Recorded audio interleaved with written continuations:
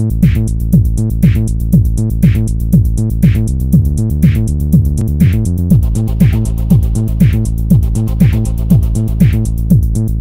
is bad enough that the Alberta government misleads its public about the supposedly settled science of climate change. But in mid-March, they took the same flawed message to the United States in one of the worst public relations mistakes of all time. The Government of Alberta supported the climate scare in America's leading newspaper, the New York Times. When Alberta Premier Alison Redford travels to Washington, D.C. in April to lobby for the Keystone XL pipeline, she must say nothing that would support the controversial and probably wrong idea that humanity's carbon dioxide emissions are causing dangerous climate change.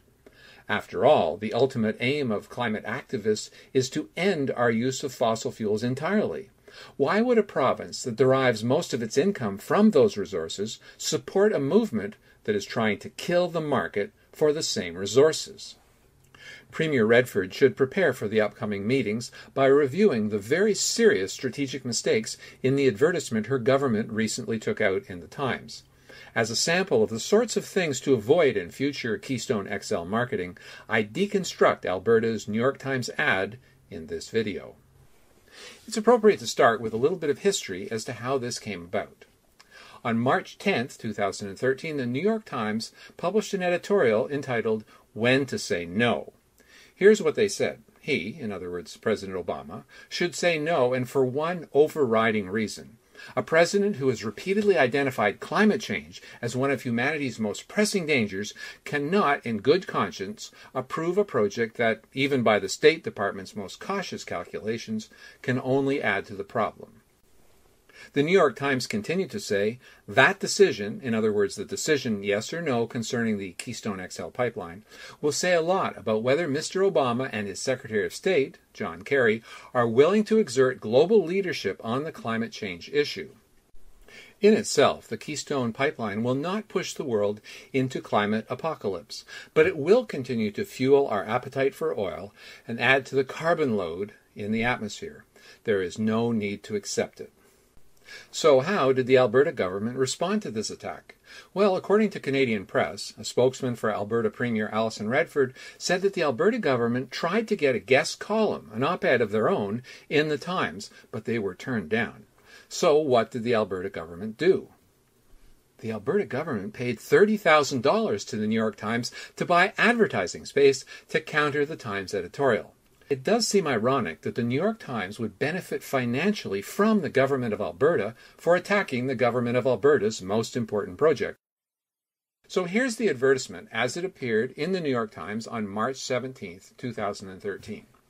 It was entitled, "Keystone XL, the Choice of Reason." The first part of the ad is simply boilerplating, educating the public about events to date. These are good things for the American public to know, and certainly this part of the ad is no problem. Let's take a look at the next part of the ad. It's why Keystone XL is the choice of reason, and these are indeed legitimate economic benefits of the project. There's no problem here.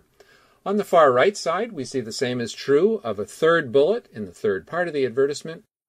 The problem arises in the rest of the third part of the advertisement. Let's examine closely why these three bullets are a serious public relations mistake. First of all, here's bullet number 1. Alberta, Canada was the first place in North America to legally require all large industry to curb greenhouse gas emissions, and Alberta already has a $15 price on carbon. Let's look at these words, curb greenhouse gas. Okay, this implies that greenhouse gas emissions should be legally curbed as if it were pollution. But the greenhouse gas they're mostly speaking about is carbon dioxide, which is not a pollutant. Indeed, carbon dioxide is the stuff of life. It is essential for plant photosynthesis.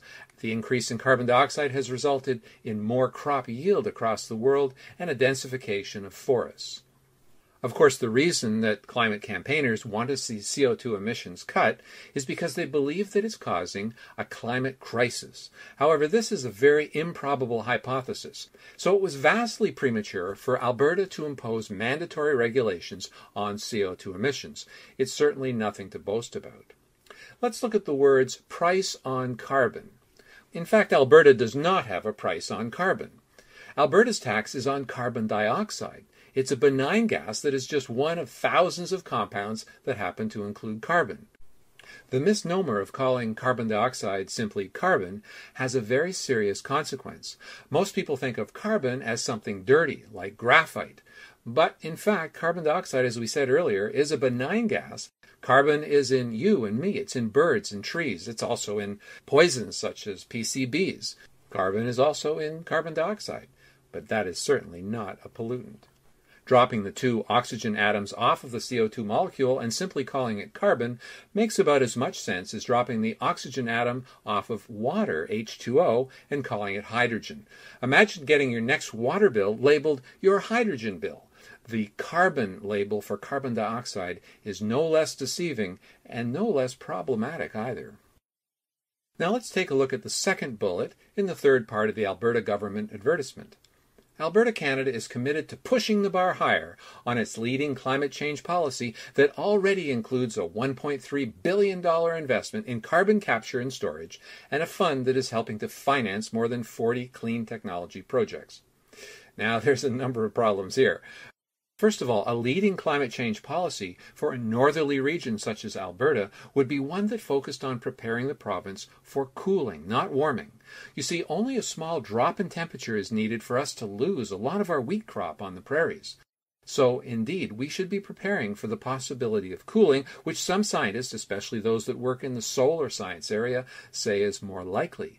If it warms somewhat or even a great deal, all we need to do is adopt farming practices used to the south of us, let's say in Arkansas. However, Alberta is focused on the possibility of non-dangerous warming, not the cooling that could in fact hurt their productivity a great deal. The next problem with Bullet 2 is their reference to a $1.3 billion investment in carbon capture and storage. Of course, once again, they're talking about carbon dioxide, so that's a misnomer. But regardless, this is a waste of money, trying to store carbon dioxide underground because of its possible effects on climate. It is also potentially dangerous for those who live near a storage site. Regardless, many scientists say it will have no measurable impact on global climate. The final part of bullet number 2 is also problematic. They're talking about clean technology projects. This, again, is a misnomer. These projects focus primarily on reducing carbon dioxide, which is in no way unclean. Bullet number 4 of the third part of the Alberta government advertisement is a strange one. From a marketing perspective and a science perspective, this is either illogical or irrelevant. Think of it. If Americans read this ad and they think that CO2 emissions are a serious problem, then they would undoubtedly conclude that we should be pulling our weight as part of a worldwide effort to save the climate. And if carbon dioxide is not a problem, then the claim is irrelevant. This should not be in there. Imagine if this was the philosophy that was used during World War II. A soldier could say, "Oh, what is my contribution to the war? It's very small. Why don't I just stay home?" Well, fortunately, our veterans did not take that approach. They knew that it would set a terrible example, and we were fighting against a very serious enemy, and every contributor was important. This is indeed the kind of argument that climate campaigners use all the time.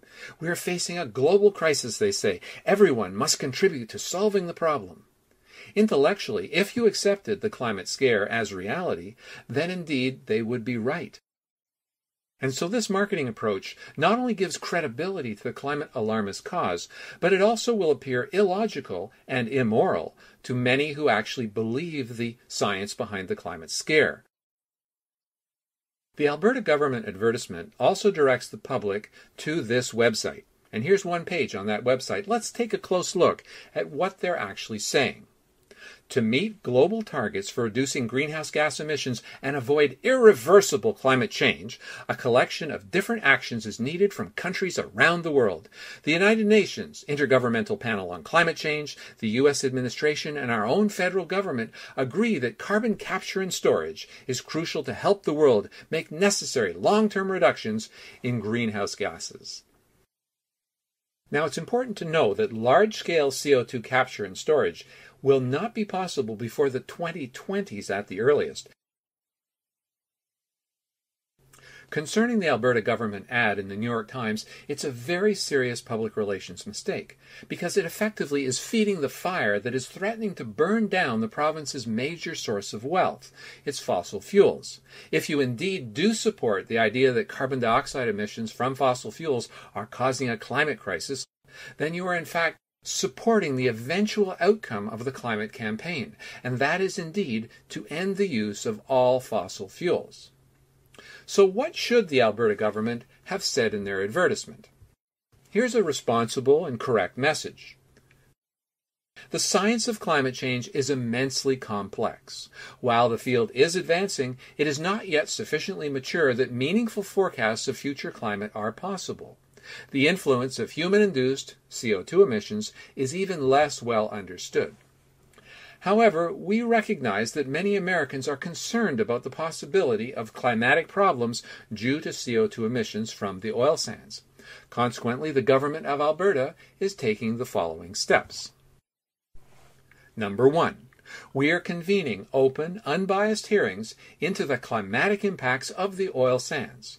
Qualified scientists who specialize in climate change causes will be invited to testify, regardless of whether they do or do not support the hypothesis that CO2 emissions are a significant driver of global climate change.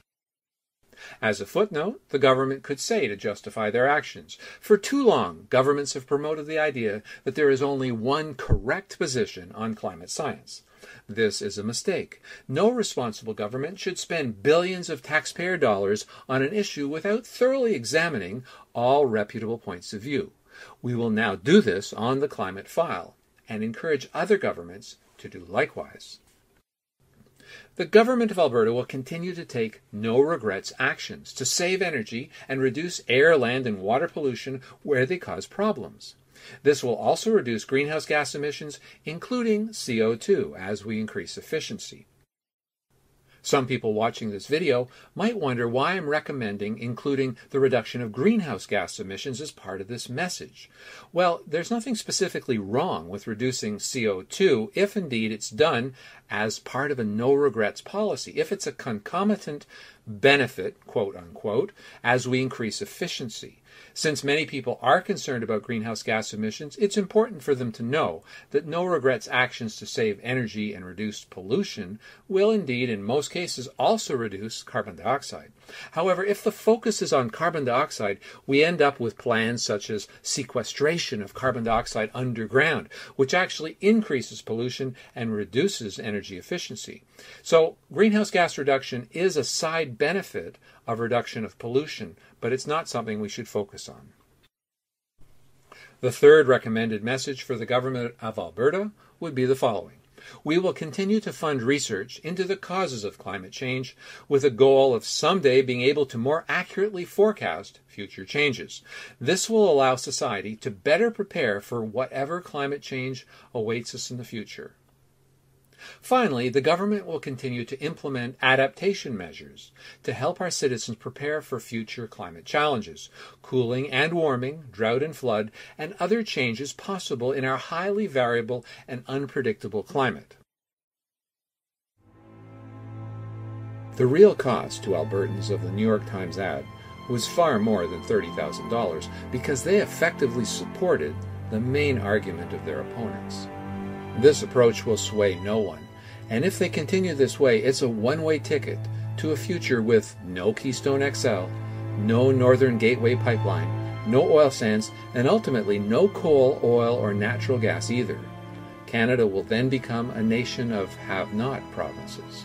We'll be relegated to living off the charity of countries that did not destroy their economies in a vain attempt to please climate campaigners. We're interested in your comments about this video and about anything else we do.